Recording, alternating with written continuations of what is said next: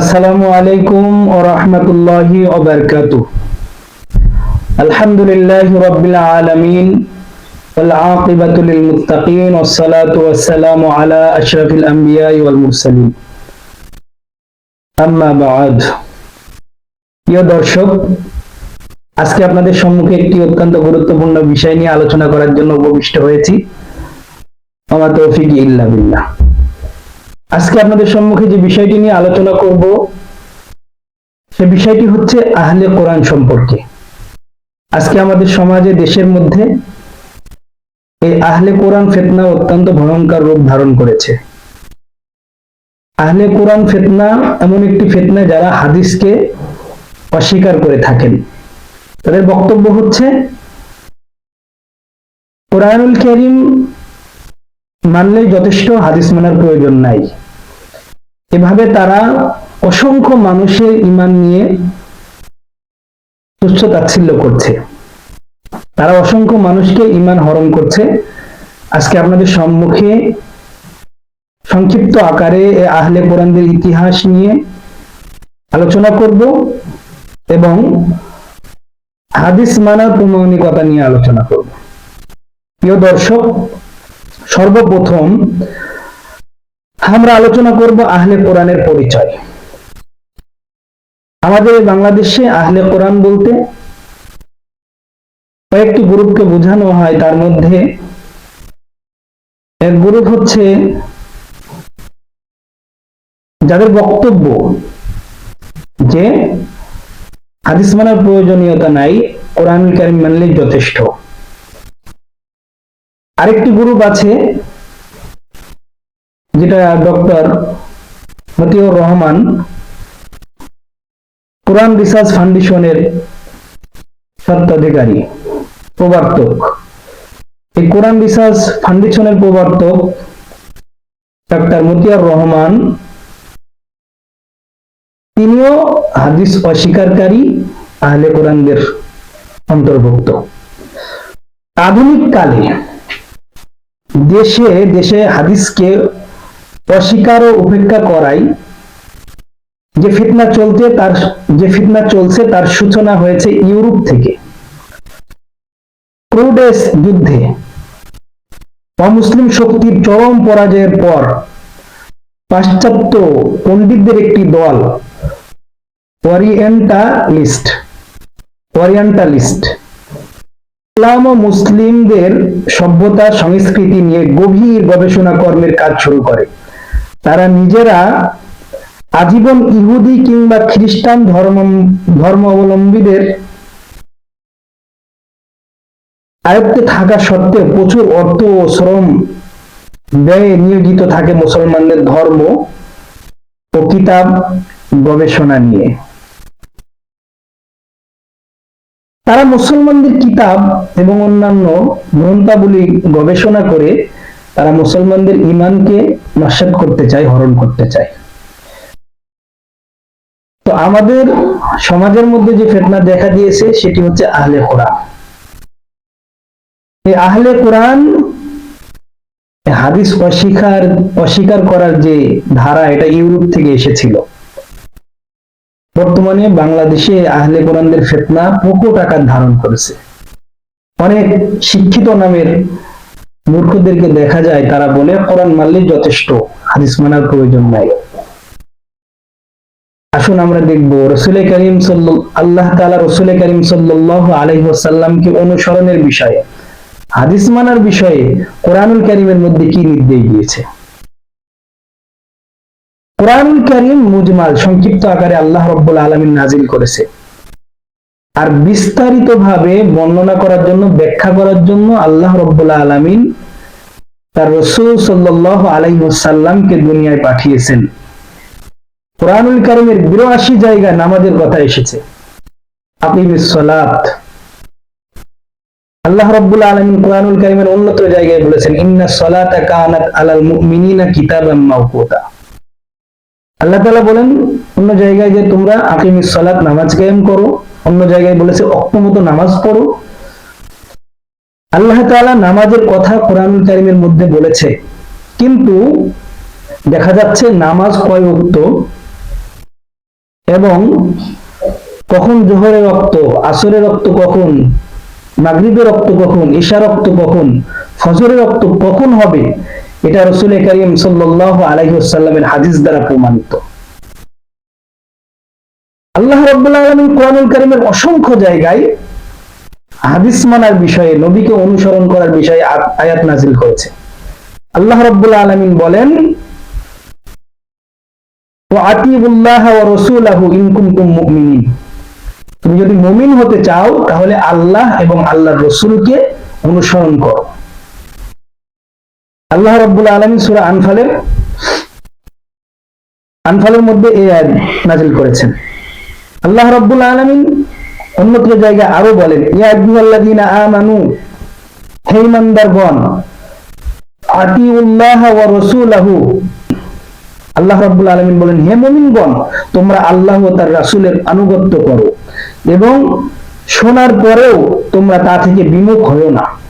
অর্থাৎ আল্লাহ রাব্বুল আলামিনের অনুগত্য করার কথা বলছেন, তারপরে আল্লাহ তাআলা বলছে আল্লাহ রাসূলের অনুগত্য করো। রাসূল যেটা বলছে, আল্লাহ যেটা বলছে, রাসূল যেটা বলছে, ওইটা তোমরা ভালোভাবে মনোযোগ দিয়ে শ্রবণ করো, আর শোনার পরেও তোমরা অমনোযোগী হয়ো না, বিমুখ হয়ো না। আল্লাহ রাব্বুল আলামিন অন্যত্র জায়গায় বলেছে, সালাতা ওয়া আতুজ যাকাতা ওয়া আতিউর রাসূলা লাআল্লাকুম তুরহামুন। আল্লাহ রাব্বুল আলামিন এই আয়াতে স্পষ্ট করে বলেছে, এই আয়াতের মধ্যে যে আয়াতটি নাযিল হয়েছে সূরা আন-নূরের মধ্যে, সূরা আন-নূরের 56 নম্বর আয়াত। আল্লাহ রাব্বুল আলামিন বলেন, ওয়া আকিমুস সালাতা ওয়া আতুজ যাকাতা ওয়া আতিউর রাসূলা লাআল্লাকুম তুরহামুন। তোমরা নামাজ কায়েম করো, তোমরা যাকাত প্রদান করো এবং রাসূলের অনুগত্য করো, তাহলেই তোমাদের উপরে আল্লাহ রাব্বুল আলামিন রহমত নাযিল করবে। আল্লাহ রাব্বুল আলামিন কোরআনুল কারীমের মধ্যে স্পষ্ট বলেছেন নবীজিকে অনুসরণ করা কথা। আল্লাহ তাআলা স্পষ্ট করে অন্যত্র আয়াতের মধ্যে বলেছেন, ওমা আতাকুমুর রাসূলু ফাখুযুহু ওমা নাহাকুম আনহু ফান্তাহু, ওমা নাহাকুম আনহু ফান্তাহু। আল্লাহ রাব্বুল আলামিন স্পষ্ট বলেছে, আমার নবী মুহাম্মদুর রাসূলুল্লাহ সাল্লাল্লাহু আলাইহি ওয়াসাল্লাম তোমাদের কাছে যা কিছু নিয়ে গিয়েছে, এই বিষয়ে তোমাদেরকে আদেশ করেছে, তোমরা সেটা আঁকড়িয়ে ধরো। যা কিছু নিয়ে গিয়েছে তোমরা আঁকড়িয়ে ধরো।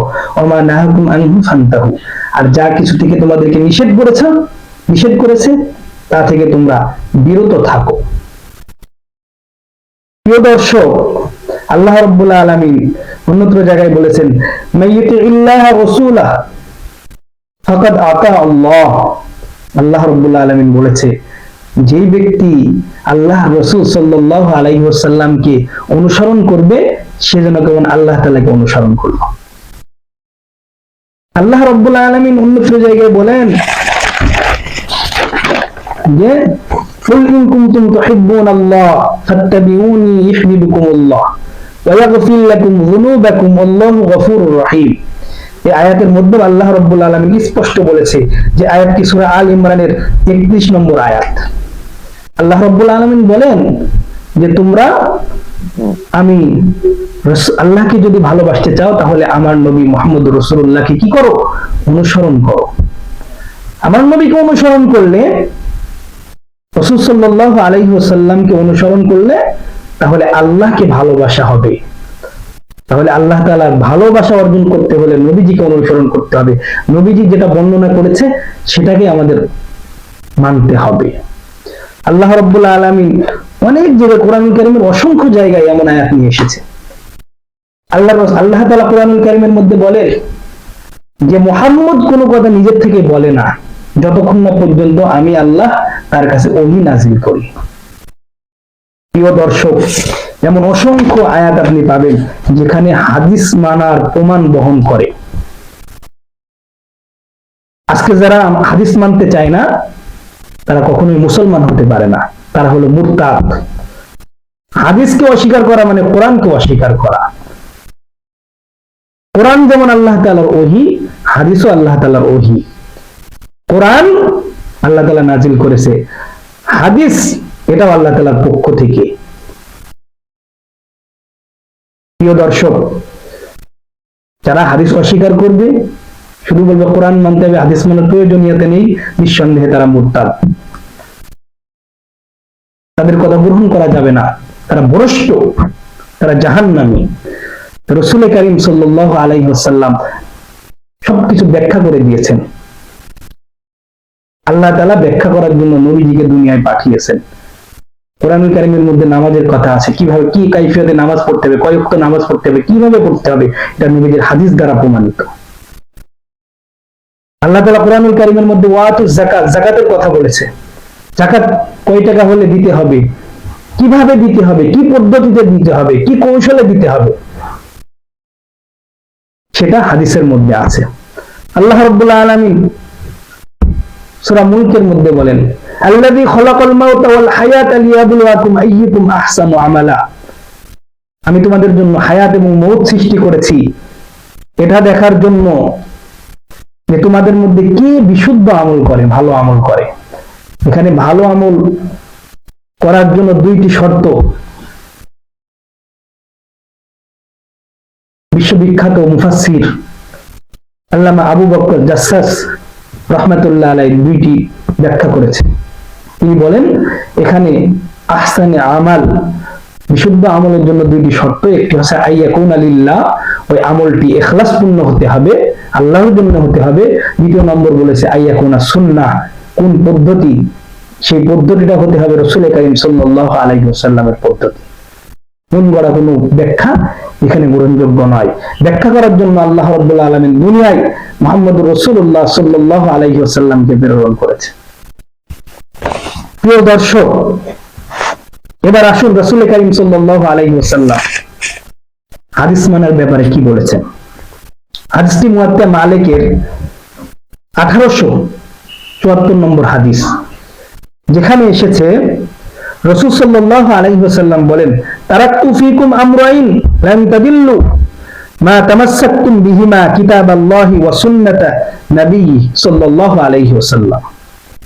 যে নবীজি বলেন আমি তোমাদের কাছে দুইটি জিনিস রেখে যাচ্ছি, এই দুইটি জিনিস যদি তোমরা আঁকড়িয়ে ধরতে পারো তাহলে তোমরা কখনোই গোমরাহ হবে না। একটি হচ্ছে কিতাব আল্লাহ, আল্লাহ তাআলার কিতাব, দ্বিতীয়টি হচ্ছে ওয়া সুন্নাতা নবিয়্যি, রাসূল সাল্লাল্লাহু আলাইহি ওয়াসাল্লামের সুন্নাত অর্থাৎ হাদিস, নবীজির সুন্নাত, নবীজির হাদিস। হাদিস না মানলে কোরআন মানা যায় না ভাই। হাদিসের ব্যাখ্যাই হচ্ছে কোরআনের, কোরআনের ব্যাখ্যাই হচ্ছে হাদিস। কেউ যদি মনে করে শুধু কোরআন মানবে, এটা তার ভণ্ডামি ছাড়া কিছুই নয়, বরং কোরআনকে পরিপূর্ণভাবে মানতে হলে অবশ্যই আপনাকে হাদিস মানতে হবে। রাসূল করিম সাল্লাল্লাহু আলাইহি ওয়াসাল্লাম আরেকটি হাদিস যেটি বর্ণিত হয়েছে সহিহ বুখারীর মধ্যে 7280 নম্বর হাদিস, এবং মুসনাদে আহমদের মধ্যে হাদিস এসেছে 8728 নম্বর হাদিস, যেখানে রাসূল করিম সাল্লাল্লাহু আলাইহি ওয়াসাল্লাম বলেছেন, কুল্লু উম্মতি ইয়াদখুলুনাল জান্নাহ ইল্লা মান আবা। ক্বালু ইয়া রাসূলুল্লাহি ওয়া মান আবা। নবীজি বলেন প্রত্যেকটি উম্মত জান্নাতে যাবে, তবে অস্বীকারকারী ব্যতীত। নবীজিকে সাহাবায়ে কেরাম জিজ্ঞাসা করলেন, ওমান আবা, অস্বীকারকারী কে ইয়া রাসূলুল্লাহ? ক্বালা মান আতাআনি ফাদাখালাল জান্নাহ। নবীজি বললেন যে আমাকে অনুসরণ করবে সে জান্নাতি, ওমান আসানি ফাকাদ আবা, আর যে আমাকে অস্বীকার করবে সে হলো অস্বীকারকারী। যে আমাকে অনুসরণ করবে না সে অস্বীকারকারী, সে জাহান্নামী। তাহলে এই হাদিস দ্বারা স্পষ্ট বোঝা যায় নবীজির হাদিস মানার ব্যাপারে, নবীজির কথাকে মানার ব্যাপারে, নবীজিকে অনুসরণ করার ব্যাপারে হাদিসের মধ্যে স্পষ্ট, বুখারী শরীফের মধ্যে এসেছে। নবীজি বলেন আমার কথা, আমার কাজকে, আমার আদেশকে যে অস্বীকার করলো সে হচ্ছে জাহান্নামী, আর যে অনুসরণ করলো সে হলো জান্নাতি। প্রিয় দর্শক, এভাবে যদি সারা রাত আলোচনা করা যায় তাহলে এই আলোচনা শেষ হবে না। আজকে আমাদের সমাজের মধ্যে এই সমস্ত মুরতাদগুলো মানুষের ঈমানকে নষ্ট করার জন্য আমাদের সমাজের মধ্যে মানুষের কাছে প্রচার করছে যে হাদিস মানার প্রয়োজন নাই, হাদিস এটা হচ্ছে মানুষের বানানো, নাউজুবিল্লাহ ইয়াজুবিল্লাহ। তাহলে প্রিয় শ্রোতা বন্ধুগণ, আমরা অনেক দলিল দেখলাম, আলোচনা করলে অনেক বিস্তারিত বিষয় হবে, বিস্তারিত হয়ে যাবে আলোচনা, যেন সংক্ষেপে আজকে আলোচনা হলো। অবশ্যই হাদিস মানার প্রমাণিকতা আছে। হাদিস মানার জন্য আল্লাহ রাব্বুল আলামিন কোরআনুল কারীমের মধ্যে আদেশ করেছে। হাদিসকে যারা অস্বীকার করবে তারা কখনোই মুসলমান নয়, তারা মুরতাদ। তাদের অনুসরণ করাও হারাম। এজন্য যারা হাদিস অস্বীকার করার নামে কোরআনকে অস্বীকার করছে, আল্লাহ রাব্বুল আলামিন তাদের ফিতনা থেকে আমাদের সকলকে হেফাজত করুন। ওয়া মা আলাইনা ইল্লাল বালাগ। আসসালামু আলাইকুম ওয়া রাহমাতুল্লাহি ওয়া বারাকাতুহু।